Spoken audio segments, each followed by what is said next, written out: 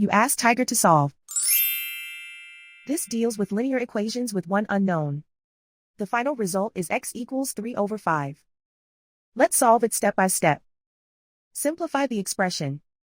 Expand the parentheses. Simplify the arithmetic. Group like terms. Combine like terms. Group all constants on the right side of the equation. Add 6 to both sides.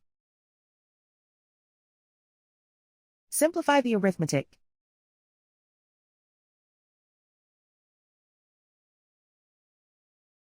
Isolate the x. Divide both sides by 10.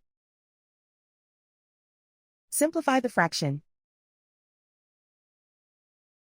Find the greatest common factor of the numerator and denominator. Factor out and cancel the greatest common factor.